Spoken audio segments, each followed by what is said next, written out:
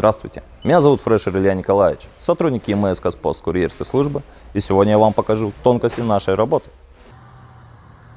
Мой рабочий день начинается в 7:45 утра. Экспедиция наша всю ночь готовит нам отправление по доставке, по каждому маршруту раскидывает, чтобы потом дальнейшие эти отправления были доставлены для получателей. Я захожу в бокс, принимаю эти отправления и гружу машину и отправляюсь дальше. На этапе погрузки самое главное учесть маршруты, потому что есть адреса определенные, которые у нас вот в городе Алматы, они двойные идут.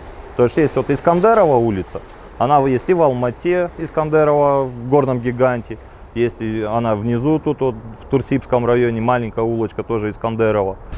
Ну вот, посылки погружены, пора и за работу. Все, поехали. При получении определенных коробок еще у нас бывают такие нюансы. С Бельгии приходят посылки. У них указан адрес, допустим, Назарбаева 248, и номера телефона нет. Хотя это офисы, и с клиентом в этом офисе я не смогу связаться никак. Если телефон указан, бывают некоторые некорректные телефоны. Стараемся, чтобы с ними как-то регулировать. У нас вот есть отдел уточнения. Недавно у нас запустили новое приложение GoPost для курьеров. Оно автоматизированное. При вручении клиенту в этом приложении мы всегда затребуем ИИН, потому что по регламенту Казпочты без ИИНа я не имею права им выдать. Сейчас в GoPost я захожу в это приложение, открываю, там указан номер телефона клиента, чтобы уже не залазить в багажник, не искать это отправление. Чтобы получатели были довольны, надо правильно составить себе маршрут. Чаще всего по опыту определяешь маршрут себе.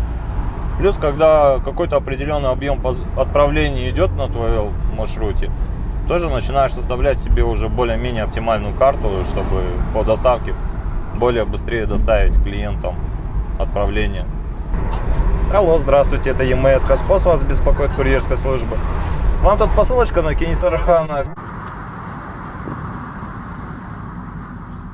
Больше всего в этой работе нравится общаться с людьми. В нашей работе важно с клиентом всегда вежливо, культурно общаться. Когда ты к нему культурно вежливый, и он к тебе также начинает относиться. Особенно вот во время пандемии были, когда границы перекрыты, посылки очень долго доходили до клиентов, и клиенты переживали, потому что бывает срочное отправление. Доставка у меня выходит почти в ноль. Я приезжаю, если вот вовремя выезжаю с территории, то я уже приезжаю с возвратом, максимум 3-4 отправления.